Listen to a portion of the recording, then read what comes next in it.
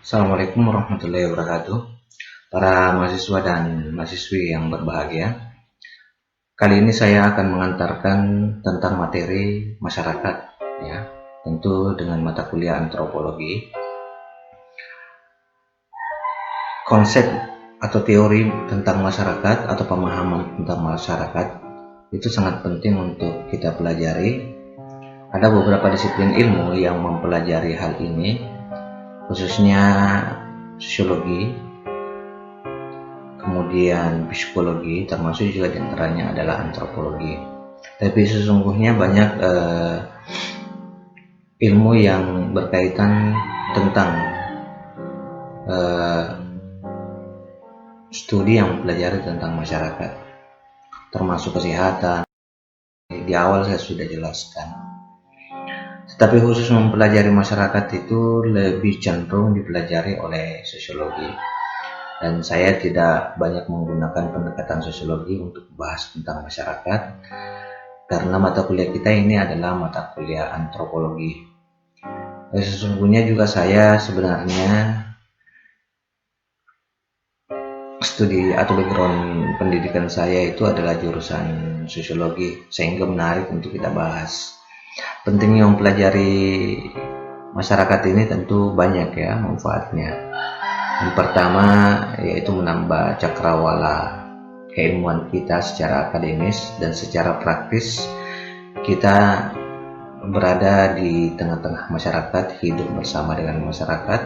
Tentu hal ini sangat bermanfaat, utamanya pada Anda saat setelah selesai di bangku kuliah mengikuti pendidikan akademis. Tentu nanti Anda akan berperan di dalam masyarakat dalam hal bagaimana nanti Anda diposisikan masuk ke dalam dunia kerja, entahlah di government atau di pemerintahan, bisa juga Anda dalam dunia bisnis atau dunia usaha. Saya kira ini penting ya, karena tanpa mempelajari masyarakat, banyak pemimpin yang gagal dalam mengelola suatu organisasi, khususnya organisasi pemerintahan. Entahlah nanti Anda bercita-cita menjadi camat, ini sangat berguna untuk Anda ketahui, sehingga nanti Anda bisa mempelajari dinamika masyarakat yang terjadi. Saya kira itu yang mendasari sehingga kita perlu mempelajari hal ini. Yang saya akan jelaskan pada materi ini ada 6 poin atau 6 pokok bahasan. Yang pertama, kehidupan kolektif. Nanti kita akan membahas, di sini ada 2 slide ya. Pertama ini, kemudian yang kedua yang ini. Kemudian apa itu definisi masyarakat, kemudian wujud kolektif manusia. Yang keempat, pranata sosial. Selanjutnya unsur-unsur masyarakat, dan yang terakhir adalah integrasi masyarakat. Jadi ada 6 hal yang ingin saya jelaskan. Mohon disimak sampai habis ya. Saya awali menjelaskan masyarakat ini mencoba melihat bukunya Kunchoro-Ningrat. Jadi beliau menjelaskan masyarakat dimulai dengan menjelaskan apa itu kolektif. Jadi ada hubungannya antara kolektif dan masyarakat. Kunchoro-Ningrat melihat kolektivitas itu atau kolektif itu dari kehidupan binatang terlebih dahulu, kemudian membandingkan kehidupan manusia. Beliau menjelaskan bahwa tidak hanya makhluk manusia saja, melainkan juga banyak jenis makhluk lain hidup bersama dengan individu-individu lainnya yang sejenis dalam satu gabungan. Ya, jadi muncul kata gabungan, kolektivitas, gabungan dengan masyarakat.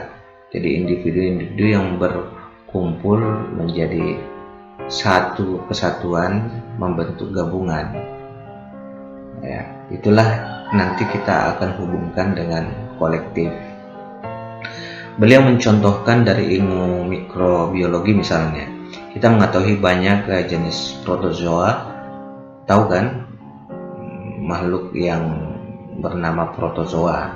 Makhluk protozoa itu, zoa artinya binatang, kemudian proto itu artinya pertama, jadi makhluk pertama yang disebutkan di sini.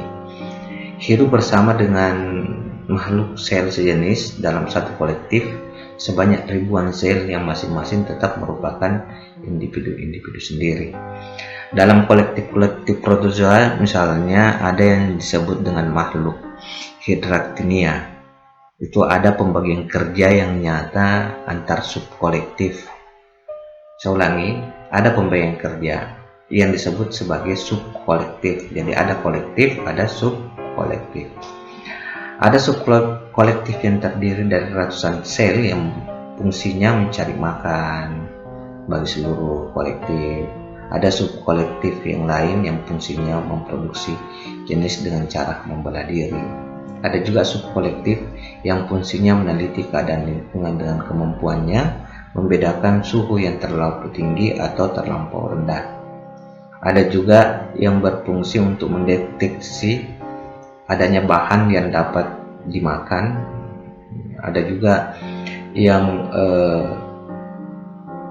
berfungsi untuk melihat lingkungan yang cocok untuk melakukan reproduksi dan lain-lain.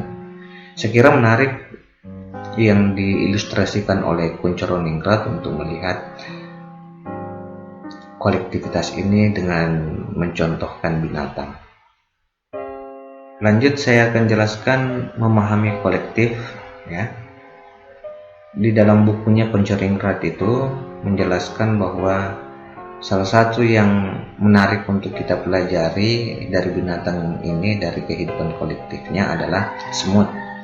Menurut para ahli ada 16 sub kolektif yang masing-masing bertugas salah satu ke 16 macam fungsi hidup yang berbeda. Ada yang bertugas melakukan reproduksi dengan bertelur, ada yang berfungsi sebagai pencarian makan, ada yang berfungsi sebagai tukang membersihkan sarang, ada pula yang berfungsi dalam mempertahankan sarangnya dari serangan musuh dan sebagainya. Jadi memahami kolektif ini, lagi-lagi saya katakan bahwa ada pembagian kerja. Jadi selanjutnya saya akan bahas tentang definisi masyarakat. Apa itu masyarakat? Dalam bahasa Inggris dipakai istilah society yang berasal dari kata Latin socius yang berarti kawan. Istilah masyarakat sendiri berasal dari kata Arab. Jadi kita menyerap bahasa Arab terkait dengan istilah masyarakat ini. Dalam bahasa Arab dikenal dengan syarakah yang berarti ikut serta atau berpartisipasi. Masyarakat adalah memang sekumpulan manusia yang saling bergaul. Jadi manusia itu saling bergaul. Yang tidak bergaul berarti tinggal di hutan sendiri. Nah, itu bukan disebut dengan masyarakat. Yang dimaksudkan dengan masyarakat adalah manusia yang saling bergaul. Atau dengan istilah ilmiah saling berinteraksi. Kita lihat di sini ada kata berpartisipasi dalam bahasa Arab. Di sini juga ada interaksi. Ini dua hal yang berbeda, tetapi saling berhubungan ya, terkait erat dengan konsep masyarakat. Biasanya orang berpartisipasi karena ada interaksi. Saya kira itu sederhananya ya. Kemudian kita lihat beberapa para tokoh menjelaskan apa itu masyarakat, tapi sebelumnya saya ingin mengantarkan bahwa definisi masyarakat adalah kesatuan hidup manusia yang berinteraksi menurut suatu sistem adat tertentu. Misalnya adat orang Bugis, ya, mereka berinteraksi berdasarkan adatnya yang bersifat kontinu. Jadi masyarakat Bugis itu sampai sekarang masih ada dan sudah lama. Itu yang dimaksud dengan kontinu. Dan terlihat oleh suatu rasa identitas bersama. Identitas bersama itu bisa dilihat dari cara berpakaian, bahasa, dan sebagainya. Definisi ini menyerupai suatu definisi yang diajukan oleh Gillen dalam bukunya Cultural Sociology, yang merumuskan bahwa masyarakat atau society adalah the largest grouping in which common custom, tradition, attitudes, and feeling of unity are operate. Jadi perhatikan ini, the largest grouping, kemudian ada kata common custom, tradition, attitude, and feeling. Unsur grouping di dalam definisi ini menyerupai unsur kesatuan hidup. Itu yang saya maksud dengan tadi the largest grouping. Kemudian dalam definisi ini terdapat common custom. Common custom ini lebih pada makna atau berarti kebiasaan. Tradition, saya kira jelas, tradisi adalah unsur adat istiadat. Jadi common custom dan tradisi ini adalah bagian daripada adat istiadat. Sedangkan untuk unsur kontinuitasnya yang saya jelaskan tadi ini, dalam definisi kita, serta unsur common attitudes and feeling of unity adalah sama dengan unsur identitas bersama. Jadi common attitudes, sikap, pola perilaku, dan kepercayaan ini merupakan identitas bersama. Kemudian kita lihat pendapatnya Sarjono Sukanto. Ini seorang sosiolog ya. Pengertian masyarakat ini merupakan suatu proses terjadinya interaksi. Suatu interaksi sosial tersebut tidak akan mungkin terjadi jika tidak memenuhi dua syarat. Kedua syarat itu adalah interaksi sosial serta komunikasi.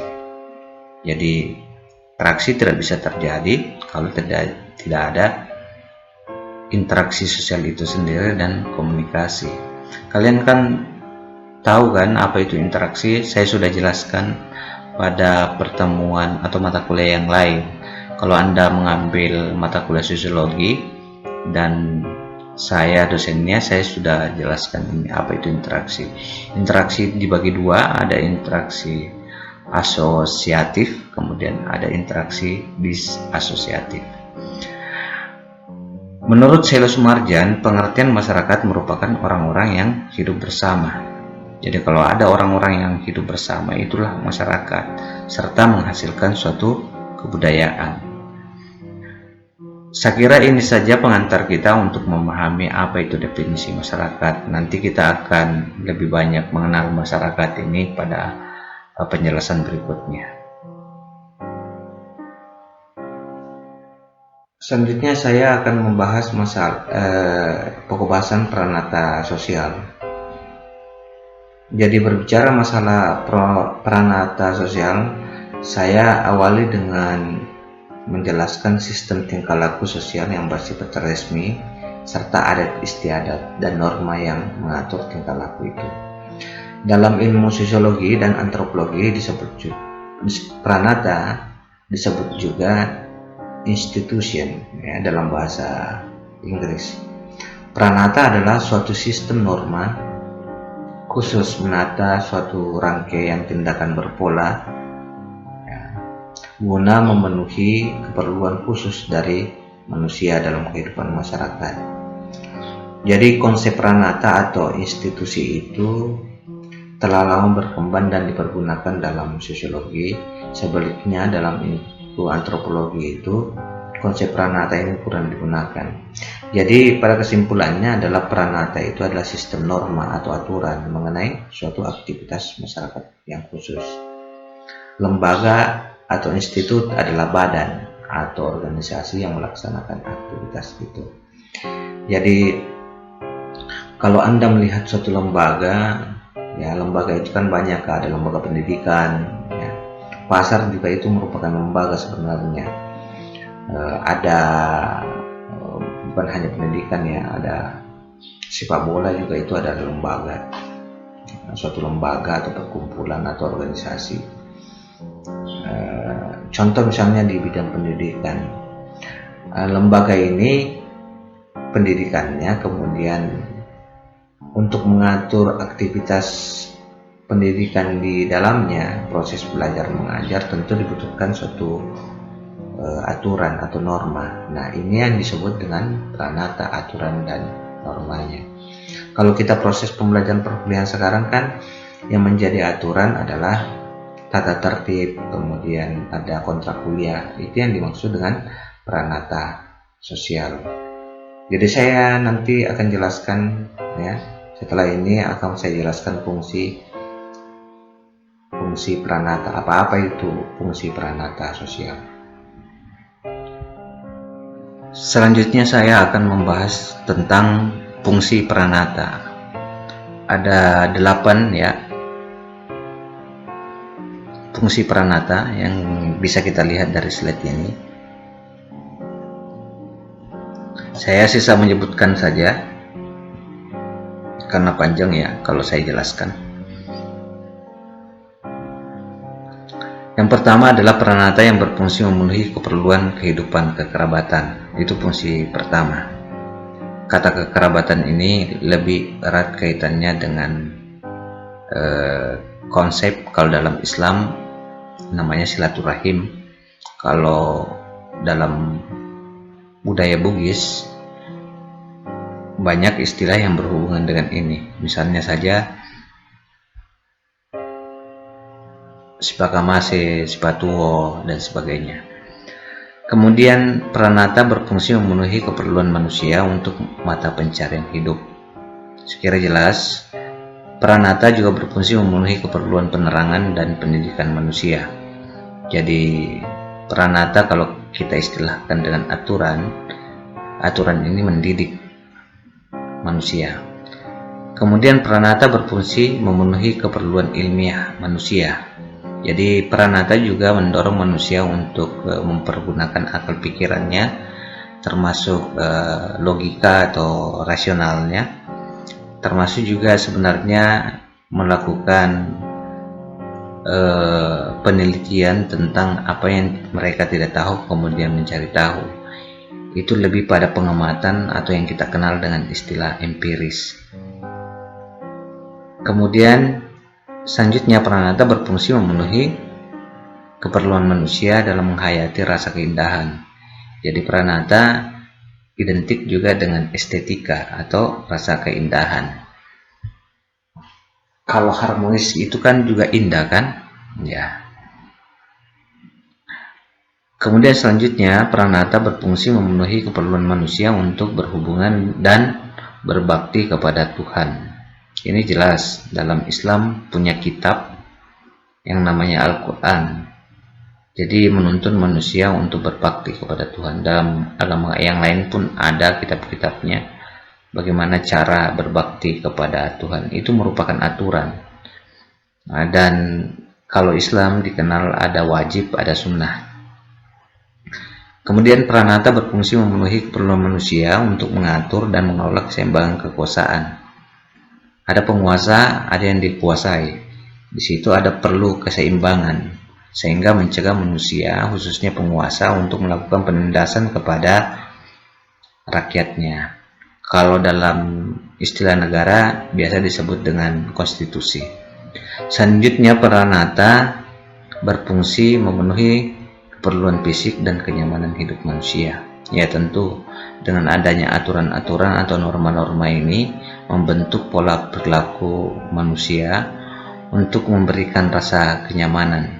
Bayangkan kalau tidak ada aturan, tidak ada adat, itu tentu manusia tidak bisa hidup dengan nyaman karena ada sekelompok orang maksudnya yang punya, kalau dalam istilah Thomas Hobbes itu homo homini lupus, manusia bisa saja bertindak seperti serigala. Kalau manusia bertindak seperti serigala itu akan merugikan kepada manusia yang lainnya. Kemudian terakhir saya ingin menjelaskan pada sesi fungsi pranata ini melihat hubungan pranata, kedudukan dan peran atau sosial. Jadi kita akan berfokus pada kata kedudukan. Tingkah laku individu mementaskan suatu kedudukan tertentu yang disebut dengan peran. Jadi kedudukan itu berkaitan dengan peran sosial. Ya, dalam masyarakat ada dua macam kedudukan.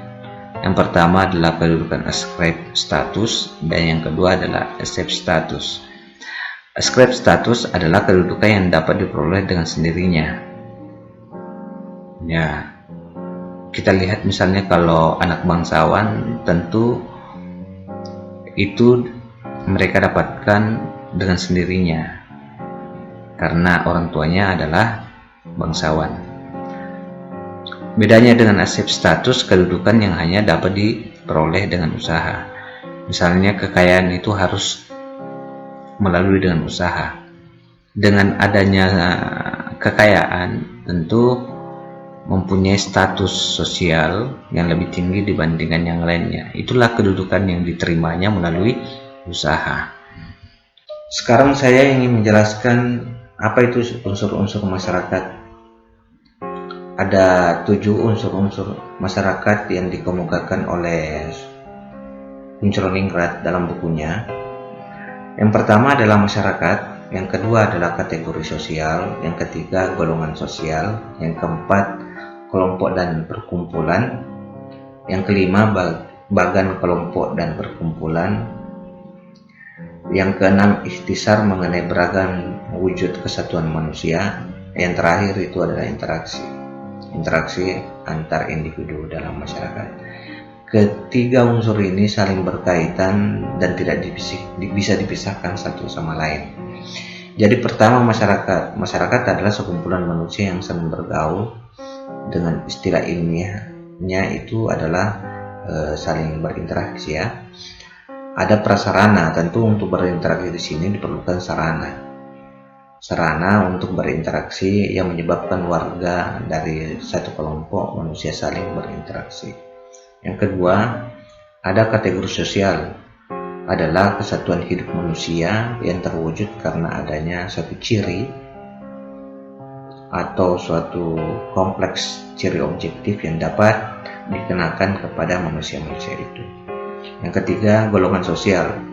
Golongan sosial merupakan suatu kesatuan manusia yang ditandai dengan suatu ciri tertentu. Itu yang dimaksud dengan golongan sosial. Kemudian yang keempat adalah kelompok dan perkumpulan, yaitu suatu kelompok merupakan suatu masyarakat karena memenuhi syarat-syaratnya. Adanya interaksi, kemudian adanya adat istiadat, serta sistem norma. Ada kontinuitas, ada rasa identitas. Yang kelima, bagan kelompok atau perkumpulan. Perkumpulan dikelaskan berdasarkan prinsip guna dan keperluan atau fungsinya. Perkumpulan ke perkumpulan itu misalnya perkumpulan dagang, ya, suatu koperasi, suatu perseorangan, perseroan maksudnya, suatu perusahaan dan sebagainya. Kemudian ikhtiar mengenai beragam wujud kesatuan manusia. Istilah masyarakat dipakai untuk menyebutkan dua wujud kesatuan manusia, yaitu komunitas dengan konsep kelompok. Jadi ada komunitas, ada kelompok. Yang terakhir, interaksi antar individu dalam masyarakat. Interaksi yang terjadi bila seorang individu dalam masyarakat berbuat sedemikian rupa sehingga menimbulkan suatu respon atau reaksi dari individu lainnya. Proses interaksi ini terjadi ada dua syarat. Syaratnya itu adalah kontak sosial, ya, dan komunikasi.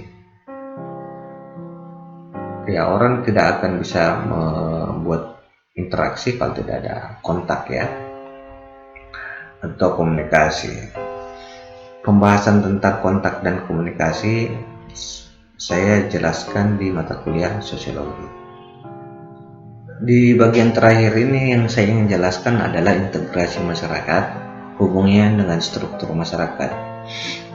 Dalam sosiologi itu sangat jelas disinggung apa itu struktur sosial masyarakat, bahkan ada teori tentang struktur sosial. Struktur sosial berkaitan dengan diferensiasi sosial atau pelapisan sosial. Memahami struktur sosial nanti saya akan singgung ya, mudah-mudahan ada kesempatan di lain waktu. Yang saya katakan bahwa struktur sosial, kalau kita ingin memahami secara sederhana, yaitu pelapisan-pelapisan sosial, ada hubungannya dengan pelapisan sosial. Di masyarakat itu ada istilah masyarakat atas, masyarakat bawah, dan masyarakat menengah. Dikatakan dalam bukunya Puncheron-Ingrat bahwa perumusan struktur sosial berhubungan dengan berbagai macam susunan hubungan antar individu dalam masyarakat. Struktur sosial memang berlangsung secara terus-menerus, dan struktur sosial juga kita dapat meneliti, menyelami atau memahami latar belakang seluruh kehidupan suatu masyarakat. Untuk itu ada analisa struktur sosial yang kita gunakan. Metode yang paling umum untuk mempelajari struktur sosial ini adalah mencari kerangka dari kehidupan kekerabatan. Jadi untuk melihat struktur sosial ini, yang saya katakan tadi susunan masyarakat, ya, struktur sosial itu berhubungan dengan susunan masyarakat, yaitu dengan metode mencari hubungan kehidupan kekerabatan. Meneliti sistem kekerabatan dalam suatu masyarakat serupa dengan memberikan pengertian mengenai kelompok-kelompok atau peranata sosial. Nanti untuk lebih jelasnya saya akan bagikan PowerPoint ini untuk kalian baca. Sekian dulu ya dari saya. Terima kasih atas perhatiannya. Wabillahi taufiq wal hidayah. Assalamualaikum warahmatullahi wabarakatuh.